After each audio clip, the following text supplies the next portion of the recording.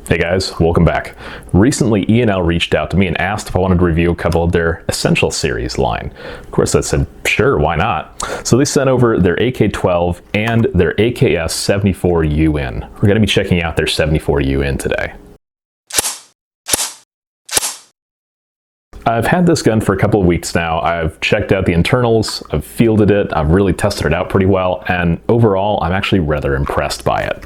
I did test this out at Nighthawk Airsoft during their Walk the Line event just recently. A little bit of gameplay footage here for you.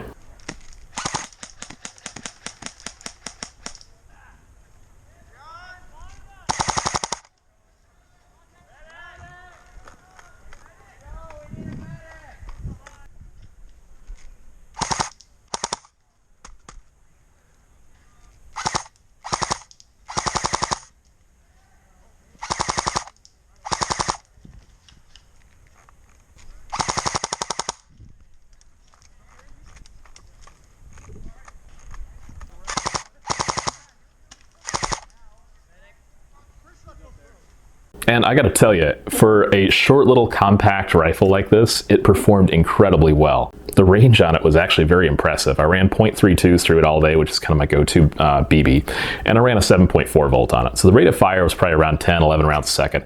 Not super fast, but really it's all I need, and it helps me conserve ammo, especially because I usually just run full auto. There's usually a lot of players out there, and fewer BBs I can sling out, the longer I can get out there and play. Before I get too in-depth about the gun, let's check out everything it comes with. They come with a plastic little green oil can. You could probably put some BBs in this, maybe something interesting to have. I think it's more for realism than it is for actual functionality. A spare 30 amp fuse and a spare pin.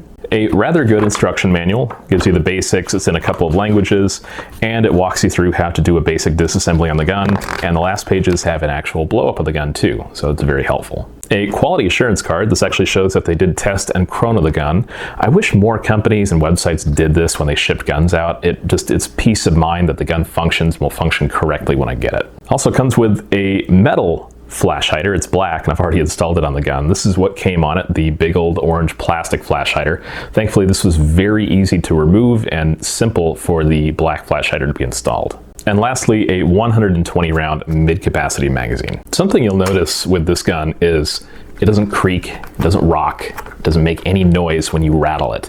It is very solid. If anything, maybe the lower wood handguard can move a little bit, but it doesn't really creak. The flash hider, if you want to Loctite it, you can, but it really doesn't move that much. And the charging handle, if you really want to make it move, you can. Other than that, this gun is so rattle-free and creak-free. It's very refreshing. Thankfully, too, the sling mount on the stock is not a cowbell like they tend to be on a lot of AK74Us. Let's start with the back of the gun and move our way forward. It does have a nice steel stock here. I do like these just wire skeletal stocks. They're very simple, and they work. I'm probably gonna put some paracord on top of this one, just to give my cheek something a little nicer than solid metal to rest on, but I really can't complain at all. The sling loop in front is very stiff. Like, I can't even get a fingernail under it. I have to get a flathead screwdriver to move it. And I think that's a good thing. That way it doesn't rattle around and make a ton of noise. Something I can't say I'm really ever gonna use, but I still love this feature. You can fold the stock, of course. There's a button on the left side, press it. It's a very stiff stock, which I really like, and it clicks into place. To release it, there's a little notch here. Just hit that and fold it back out. Battery installation is pretty straightforward and actually really easy. You press the button on the back of the dust cover. It is spring loaded, so it does stay up and pop up pretty easily. And it does stay attached as well because it is pinned into place on the top of the gun here. You have your 30 amp fuse in here, so if you need to swap that out, it's very easy to. It does come with a Tamiya type mini connector. I'm probably going to switch this over to Dean's, what I do for all my airsoft guns and batteries. Generally, you probably want to run a 7.4 on this. You can run an 11.1 if you really want to. It is a little bit tricky to get 11.1s in here. You do have to have a very specific type. Some of the normal brick ones, they don't fit terribly well in here. So there are some other options out there for that. But a 7.4 for the most part will fit very nicely in here. And I'll tell you what I really do like is just putting the dust cover back on when you get your battery installed. It's so simple. The selector on the right side, you got your safe, full auto, and semi, pretty standard for any AK lineup. Just in front of that too is your charging handle fake bolt. You can pull this back and you've got a sliding style hop up. This stays really firm in place when you're shooting, doesn't back off at all, so your hop stays very consistent. For the rear sight, you've got two apertures here. There's really not a whole lot of difference. It's more height than anything, and they do have little red markings on either to indicate which is which. On the left side of the receiver is a scope or optic mount here. It doesn't include any kind of mount. That is an aftermarket part you can purchase, but you do have that option. I really like that E&L and the magwells have included a little plastic plate here so that when you do actually insert the magazine, it's very easy to insert actually. Instead of having to kind of find that shelf it sits on, you can really consistently every time just rock it in. Very convenient. Just a quick note about magazine fitment on these guns.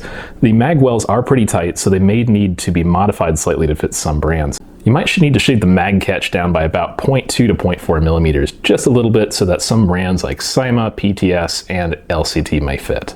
The wood handguard in this gun is really smooth, very comfortable. The bottom handguard does rock a little bit, but it really doesn't bother me. It's just, you get used to it really, really quickly, and it just is. They do not use their standard laminate wood like they did on previous models. This is a different kind of wood, it's a little less expensive to save you a few bucks. The front sight is only adjustable for elevation, but it is protected by wings on either side, so that's nice. And the front sling loop is only on the left side. It is stationary, so it doesn't swivel back and forth to either side. And lastly, the flash hider. I really, really like that they included a black steel flash hider. It really helps with realism. I never like having orange plastic flash hiders. It just takes so much away from a good quality airsoft gun like this. So having this included and easy to install and of great quality is a big, big plus to me. All right, let's go ahead and sit down on the tech table, open this up, and see what the internals are like. All right, I've taken out the vital components of the gun. That's the gearbox, the motor, barrel, and chamber. Let's check out the barrel and bucking and chamber first. The hop-up chamber is your traditional sort of Marui style sliding arm chamber. It's not one of the newer rotary hops, but this is still very, very effective. I've had zero issues with it. The arm stays in place pretty well and doesn't back off when you're shooting, so that's a plus, and you can definitely tighten the screw down too more if you want. It screws right onto the gearbox, so it has a really nice point of connection there. The bucking's nothing to write home about, but it does for some reason remind me of a Mad Bull blue bucking, and the performance I was getting on the field is actually rather good with 3.2s. So I'd say it's a pretty good bucking. It does have a standard mound in there. It's no special like H-fin or anything like that. It's a pretty normal bucking. The barrel is about 300 millimeters long. It has a reasonably crowned end, goes in about 3 millimeters. It's got a little kind of cut on the outside here, so you could probably put like a small O-ring on the outside and kind of stabilize the barrel a bit more if you wanted to. And it's a 6.03 bore. So it's a reasonably tight bore, which is pretty standard for most AEGs nowadays. It's a standard brass barrel, and I was getting reasonably good accuracy and range, and actually fairly good groupings at a distance of maybe 150 to 180 feet with a 3.2. The motor is the ELM 120. It's not their normal super high torque ELM 170 that comes with a lot of their other guns. This is a standard ferrite magnet motor, and it has a D-type pinion. It's a pretty standard amount of torque, and it gives you honestly a pretty normal rate of fire, right around about 11 rounds a second on a 7.4 volt. This particular gearbox uses 9mm solid bushings, and the cylinder port is radiused on both ends, which is a definite plus. Something I really like is there's a small port here on the left side of the gearbox where you can stick an Allen key or screwdriver or anything you want and uncycle your gearbox by popping the anti-reversal latch. Although this is a quick change spring gearbox, you still have to take the gearbox out of the body. There's a small bar in the back of the gun that prevents you from taking the spring guide out while the gearbox is still in the receiver. So we can take the spring and spring guide out here. The spring guide is just a plastic spring guide rod. The fins and the threading, essentially a little wing that goes through here, is metal, but the base and shaft are plastic. The spring is about an M110 or M115 in there. It gets right under 400 feet per second with a 0.2, and it was right about 280 or so with a 3.2, which is what I tend to use. Now we can pop open the gearbox here.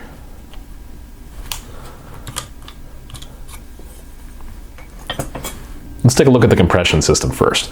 The nozzle has an O-ring, gets a rather good air seal, which I'll show in just a second here. The tappet plate is pretty normal and is actually rather flexible. The cylinder is a Type 2 for about an M4 length barrel. So this being a slightly shorter barrel than that, you get a little more air volume, which is really nice for those heavier BBs, helps with range a little bit. The cylinder head fits reasonably nicely in the cylinder, can't complain.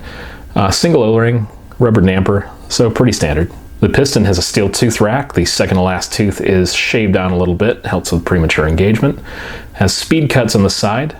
The piston head is ported and is polycarb, and it does not have bearings behind it, just a screw and a washer to hold it in place. The air seal is excellent. No leakage, getting a lot of bounce back when you try and press the piston and piston head through. Really, really great. Now, if I put the nozzle on, the air seal is still fantastic. Now it's holding it back. If I try and hold it forward,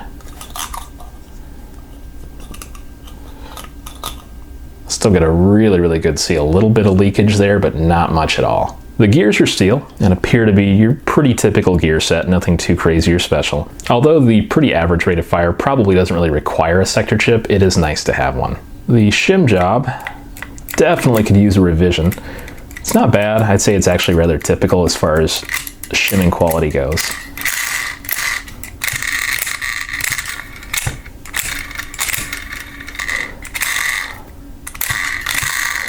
But the height between the gears could probably use a mild adjustment, at least between the spur and the sector. It seems like the bevel and the spur are decent as far as height goes, but the axial movement on almost every gear could probably use a little revision. The sector's not that bad.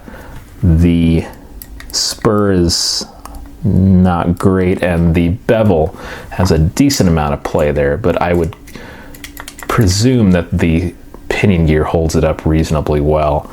Either way, definitely a good candidate for a reshimming. This gearbox doesn't use a micro switch or a MOSFET or anything like that. It uses the standard Marui style trigger switch, and it gets rather good contact in there, so that's definitely a plus. It is fairly present, but it is a little dry. The lubrication on the compression system is rather good, actually. It had a decent amount on the O-rings, all the dynamic parts, and a fair amount on the rails of the piston. It was a thrill to run this on the field. Just a nice, fairly reasonable weight, compact AEG that really can reach out and hit people with BBs pretty easily. It really can contend out of the box as far as range and accuracy and groupings with a lot of well-built airsoft guns. I'll tell you, the range of the 3.2 on this was impressive. I chronoed this at the beginning of the video with a 2.5, and you can definitely tell it's not a close quarters gun. This is very much a field gun. So if you do want to swap it out for a softer power spring, it does have that quick change spring guide. Just keep in mind you do have to take the gearbox out of the gun to swap that out, which is really not terribly difficult. It just takes a little bit of time in doing. So overall, I'm gonna give this a good 8 out of 10. I'm really happy with it. I would definitely get the internals tuned. The shimming on it was adequate to get you by, but definitely it could use a good shim job. Surprisingly, it was very smooth shooting out of the box, which I really, really like. Not a whole lot of gear noise. It felt smooth. It sounded good. I did go through and shim it, and I got a little bit more smoothness and cleanness out of it, so it definitely does make a difference with how it sounds and durability in the long run. Recently, I've been seeing a lot of websites get these in the US here lately. They're very affordable in kind of the mid 200 range, so very, very good price point. I think for the money, they're a solid gun, and if nothing else, a really, really good place to start as far as an upgrading platform. Out of the box, they shoot really nicely, so if you don't want to do anything to it, they're great, they work, and they definitely can compete as far as range and accuracy. If you do want to upgrade it a little bit, first things I'd do are probably shim it, throw in a little bit torquier motor to get that rate of fire really going, and put in a MOSFET. Just some minor things, probably under $100 of parts there, and they go a long way. Solid gun. I'm going to give it an 8 out of 10. Thanks for watching. I really appreciate you guys, E&L, for sending this over. I had a lot of fun reviewing it. I'm looking forward to working on it over time, taking it out more in the field, and upgrading it as well. Thanks, and I'll catch you in the next review.